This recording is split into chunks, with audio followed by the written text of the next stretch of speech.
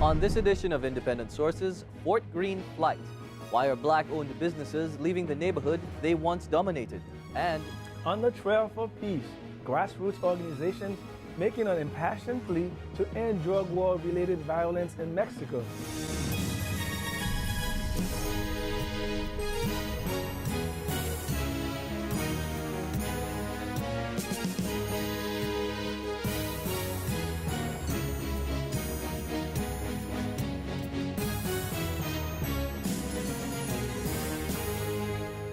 Welcome to Independent Sources.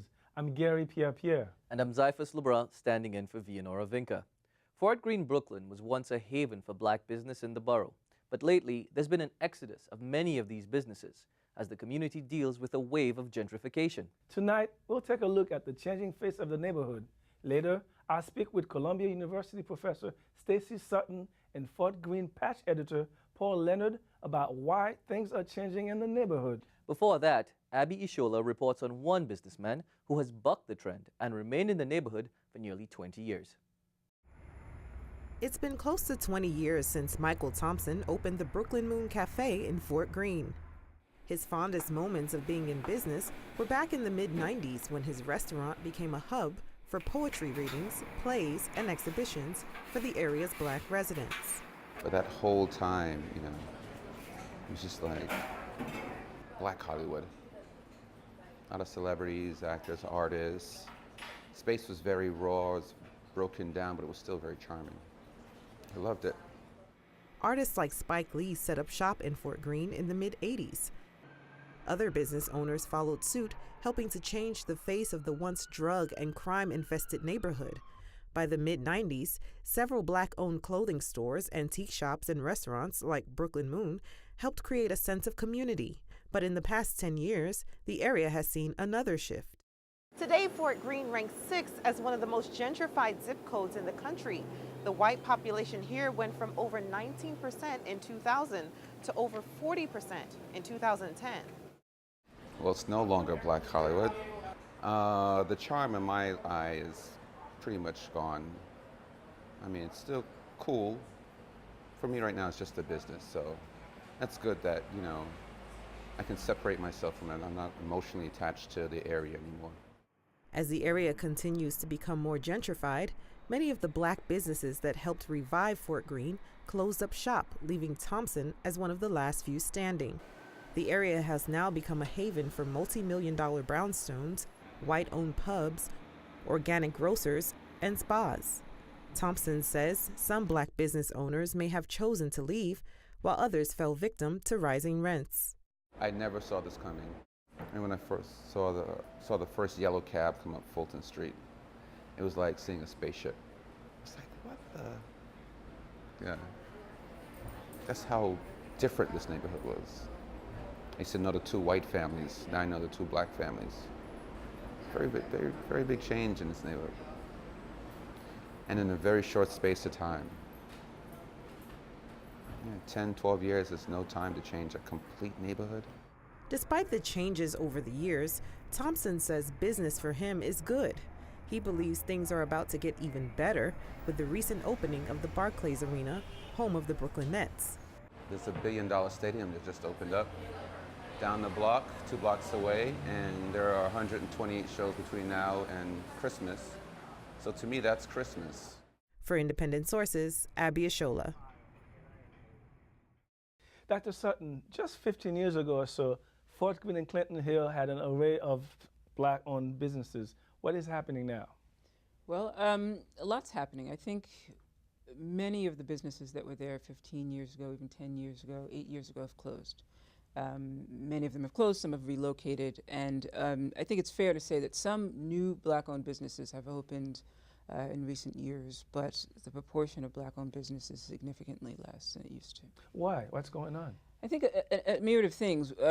Surely people kind of very quickly describe this as gentrification, and that's part of the processes. But with that, you have to look at the rents and the difficulty of getting a good commercial lease that's affordable for these small businesses. The demographics of the neighborhood have changed, so their primary customer base is different. And what I've learned in doing the research over the years is the relationship between the business owner and the landlord is crucial. So very few businesses in Fort Greene and Clinton Hill actually own the building in which they're operating. And that's kind of customary throughout the city. Very few retailers actually are owners. So the relationship you have with your landlord is central to the types of leases that you're able to negotiate and the terms. And you can't do good business over a kind of a long period of time without a reasonable lease, you know, a 5-year lease that allows you to have that fixed cost. So, you know, the exorbitant rents, it really kind of pushing businesses out. And a lot of landlords are speculating that the rents will even go higher, and they're waiting for kind of more kind of highly capitalized tenants to reoccupy these spaces. Paul, what role is the new Barclays Center playing in this closing down of small Black-owned businesses in Fort Greene and Clinton Hill? Well, I guess, pardon the pun, it's a game changer. It's really changing the landscape for residents and small business owners. I think that the story about rents in the neighborhood have been fairly well documented, but what I think that people don't realize as much is in terms of our reporting at Patch, just speaking with small business owners, you see that the landlords are reacting to, in the run-up to the opening of the arena, speculation is right. They're speculating that the value of surrounding properties surrounding the arena are going to go up, and that foot traffic is going to increase. There'll just be more bodies in these shops, in these retailers, and you're seeing these leases come up, and they don't come up all at once. That's why you're seeing spotty closures of primarily Black-owned businesses throughout the neighborhood. And I think that another problem is that it's not happening all at once. I mean, if your lease happens to end in June of 2012, or if it ends in March of 2013, you just see those landlords going in and asking for more money. And you're seeing more and more small business owners, and historically Black Fort Greene, who are just saying it's not worth it anymore. Are these business owners moving to, let's say, Bed-Stuy, for instance? What's happening to those businesses? Yeah, it's hard to say. I mean, that's the thing. It's hard to track displaced, right? Those that feel that they've been pushed out, or a number of businesses are frustrated. The ones that I've spoke with over the years have been frustrated and they've closed. Some have relocated, but very few, from my understanding of what's happening in the neighborhood. And in the central Brooklyn more broadly, very few are relocating to another location. They're just closing their doors. They're closing their doors. Or, I mean, there's been some really successful businesses that have been incubated in that neighborhood. Such as Carol's daughter, and that their flagship location just closed. But she still has a location in Harlem and in other places. Mashoud in Fort Greene, it opened years ago. That's a clothing designer, yeah, from Nigeria. And they have other locations. They're still in Fort Greene, but my point is that we often think of Spike Lee's shop, and well, he closed a long time ago, and he was reoccupied by Carol's daughter in that same location. But I think the idea that this neighborhood incubated, that notion that it's incubated some really successful businesses, some businesses that have stabilized the neighborhood and supported families, I think gets lost in the ongoing conversation about what's happening. And some of them are not reopening. Some just are not. Now, Paul, what are some of the businesses who are coming and replacing these Black-owned businesses? Evidently, the place is booming, is thriving, so somebody's replacing them, and what is that?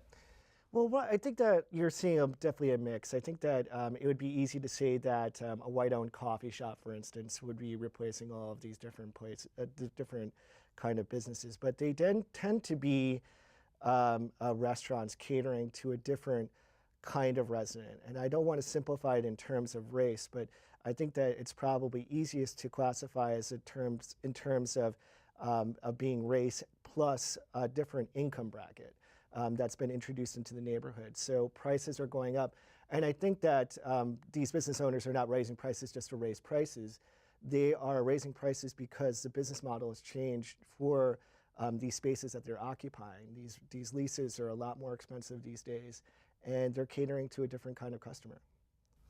And Dr. Sutton, if you will, and when you look at what's happening there, people are being displaced. What's the community reaction been like?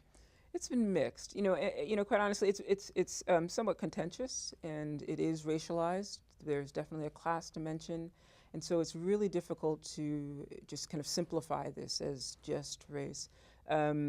But it's historically been a very dynamic and predominantly black neighborhood. So what you see, kind of at first glance, is the erasure of this kind of historic black middle class neighborhood. So I think community residents and many of the business owners were also residents, have been, I think, rightfully kind of a bit disenchanted by the processes, and they feel threatened. And there's been quite a bit of conflict, kind of both in the streets with regard to the Barclays Center, but also other developments over time. This is just kind of where we're thinking about at the moment, but there's a historical trend of change in the neighborhood. Now, I used to live there, and it had a really cool sense of black life, and that's missing now. I mean, it's still a great neighborhood. So you were talking about that. Is there any way we can bring some of that back and give it that sense of, hey, this is part of African-American history? I think I see a sense of turning the page. I mean, you're certainly definitely, gentrification in Fort Greene has already happened. It's the ship has already left the dock.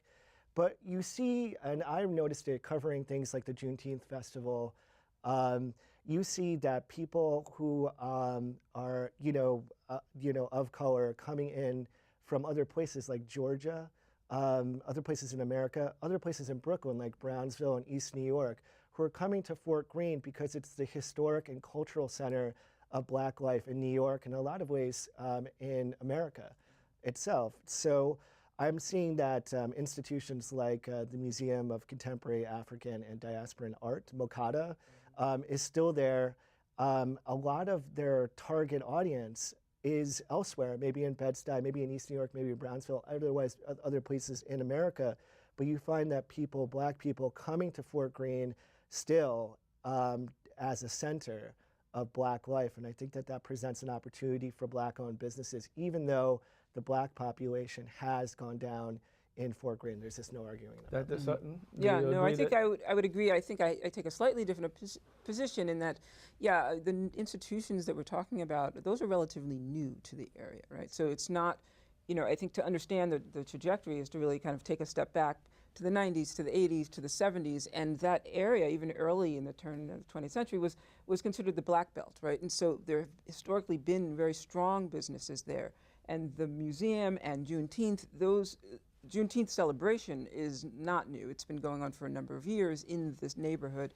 But the institution that we're referring to as the MOCADA is relatively new. So yes, on one hand, I think it creates opportunities for businesses that can find the capital and to leverage and start, and there would be a market there. But it also limits their, I think when we think about who those business owners might be, the amount of capital that's necessary almost kind of systematically makes blacks disadvantaged. It doesn't mean that there are not a number of black people with resources. It's, the structural conditions that create inequality will kind of not necessitate, but they will kind of reproduce these patterns in Fort Greene because it's really difficult to secure a lease. I think I would have to agree with that. I think it really is an economic problem, and it's going to be a big problem because the really big draw for me, and the reason why I love Fort Greene so much is that diversity. And what we have is a real problem where that diversity is at risk. And I've been covering Fort Greene for about 1.5 years, and that's a relatively short period of time, but I've seen one business after another. These are not just businesses, they kind of almost bleed onto the block. They bleed into the surrounding neighborhood, and there's so much part of what makes Brooklyn, Brooklyn.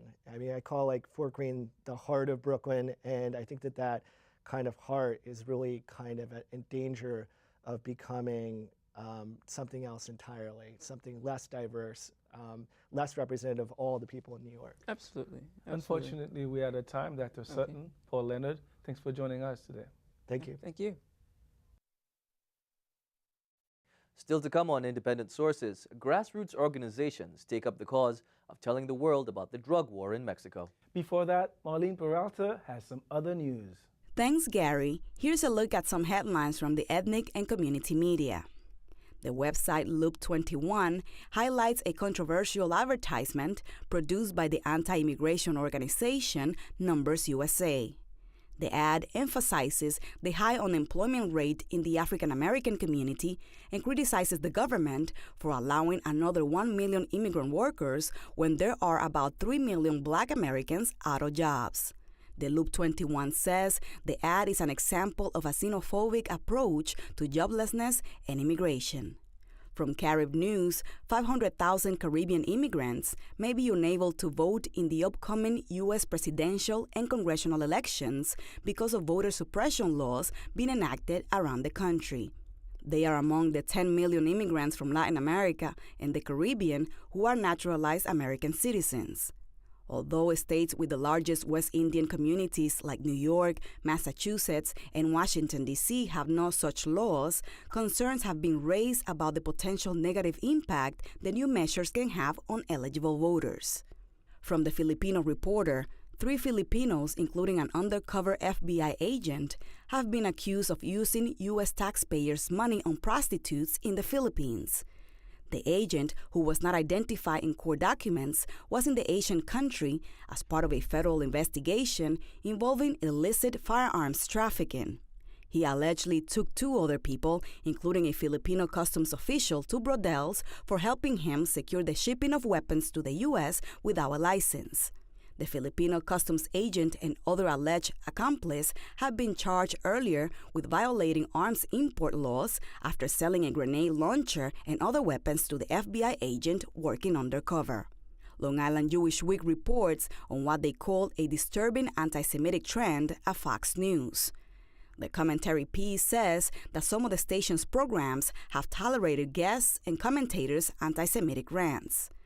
The article singles out political analyst Michael Scheuer, who it accuses of using the cable channel as a platform to blame Israel and its American supporters for what is wrong in the Middle East. Those are just a few headlines from the ethnic and community media. Back to Gary and Cephas. Drug violence in Mexico has been escalating over the last few years, leaving hundreds of thousands displaced, disappeared, or dead. Several grassroots campaigns have been launched to bring attention to this issue. Most recently, the Caravan for Peace rolled into New York City, bringing the testimony of several victims of the drug war. The caravan then moved on to Washington, D.C., bringing with it the hope that they can open the world's eyes to the tragedy unfolding in their country.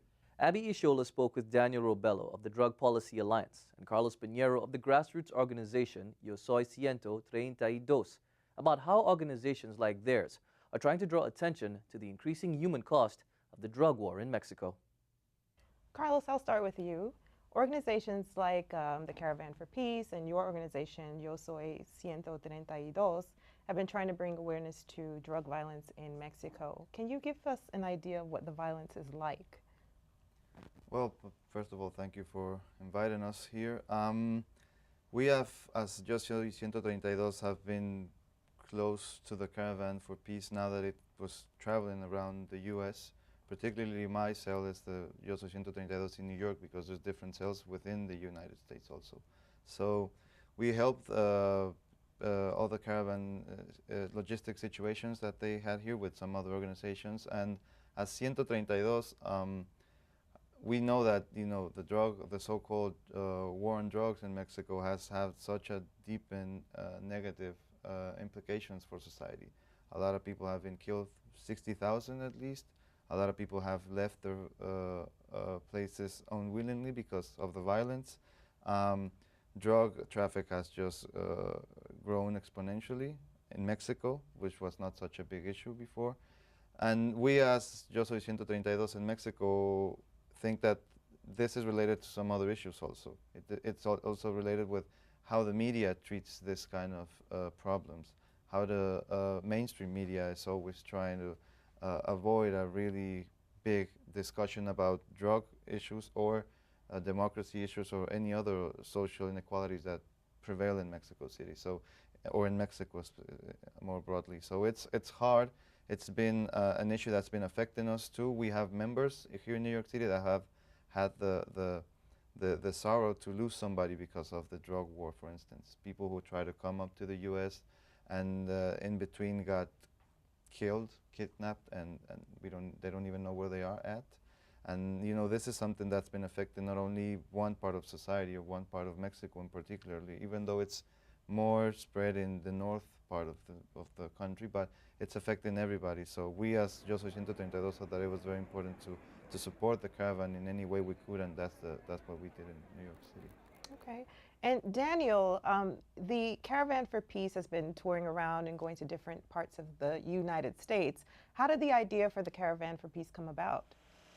The Caravan for Peace with Justice and Dignity was an idea formed by Javier Sicilia, the poet whose son Juan Francisco was killed last spring, and the Movement for Peace with Justice and Dignity in Mexico. But over 100 U.S. nonprofit organizations, NGOs, community organizations like Yo Soy 132 New York, my organization, the Drug Policy Alliance, and many others very quickly got on board and wanted to help out in whatever way we could. So planning was going on throughout the spring, and we took off from San Diego on August 12th. And I had the great privilege of being on board the entire time until we arrived here in Washington, D.C. So what's the response been like to the movement? Well, in every city through which we passed, we were given really the warmest of receptions. We were given food to eat and places to stay, all sorts of hospitality, but more importantly, solidarity. Really, there were no communities that didn't support us in our goals. The primary goal really is to end the drug war and to open debates about alternatives to drug prohibition.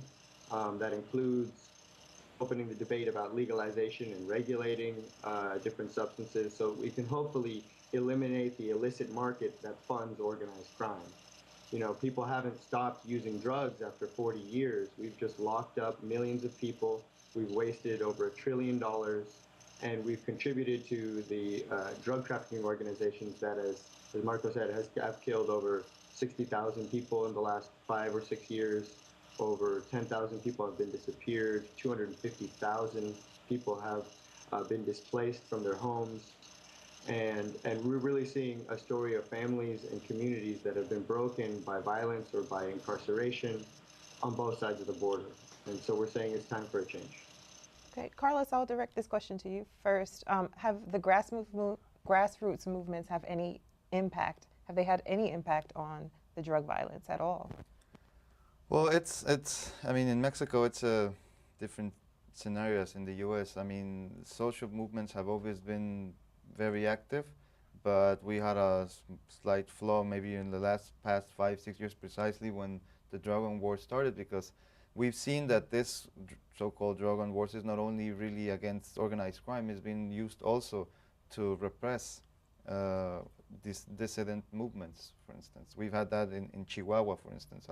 Some of the people that were coming with the caravan actually were, can tell you about their experience and how they had people, families or relatives being killed because of the human rights movement they belonged to, or human rights issues they were bringing up. So the grassroots movements, I think, are having an important impact right now, not only on the war on drugs and how it had been affecting Mexico, but in so many other issues as electoral democracy, for instance, and how the last election was very unfair, and it was very unequal among all the players, for instance, and how media treated that thing too. So I think it's having an important impact right now, and as long as we can bridge different movements as the movement for justice with peace and dignity that created the caravan, and us and so many others, we might be able to try to move things in a better way. Okay, Daniel, would you like to add to that at all? One of the other aims of the caravan is an immediate suspension of military aid from the U.S. to Mexico and a refocusing of our foreign policy on human rights. I would say social movements are vital right now. Yo Soy 132 has been very closely aligned with the Movement for Peace with Justice in Mexico.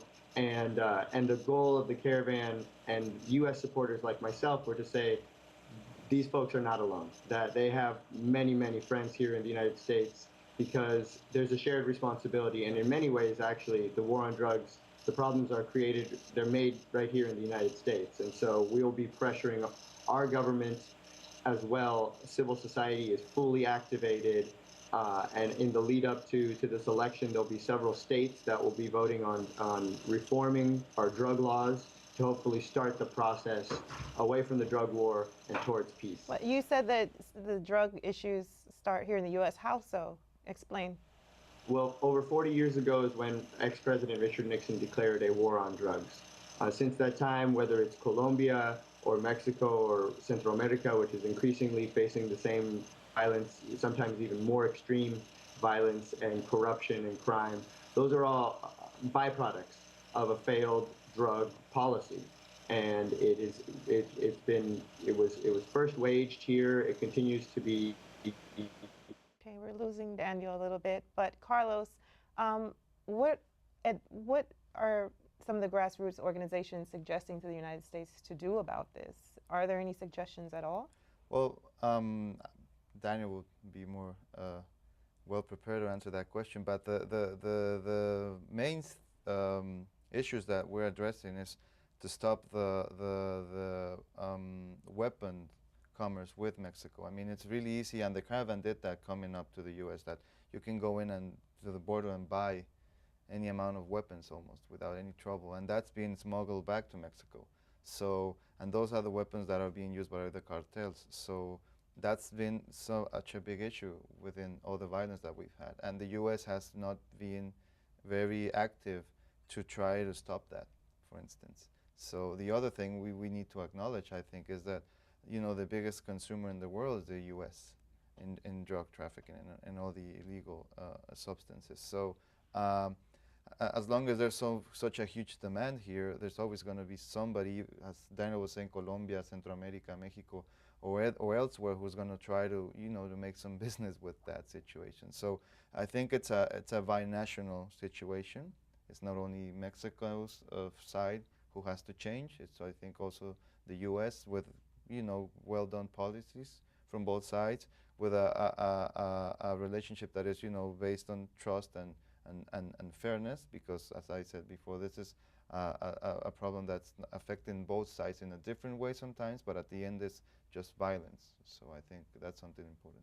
Daniel, have there been any large NGOs or American organizations that have come in and helped your movement?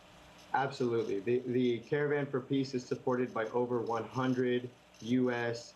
National and community organizations, including mine, the Drug Policy Alliance, but also the National Alliance of Latin American and Caribbean Communities, the NAACP, and many, many others. Really, those groups support it because Black and Latino communities have borne the brunt of the racially disparate enforcement of our drug laws. While drug use rates are the same across all races and ethnicities, our drug laws, the application of our drug laws, discriminate. Black people are about 12 or 13% of the national population, but over a third of those people arrested for drug offenses, and over half of those incarcerated for drug offenses. And that was another big demand of the Caravan, is that we need to face not only the violence and corruption in Mexico, but also the injustice here at home. So we'll be continuing to work together, this broad binational coalition, to make sure we see the changes that we need. Okay, Daniel and Carlos, I want to apologize. There's this construction sound, but thank you so much for being on the show. Thank you for having us. Thank you. That's our show this week. Thanks for staying tuned. Till next time, be independent-minded.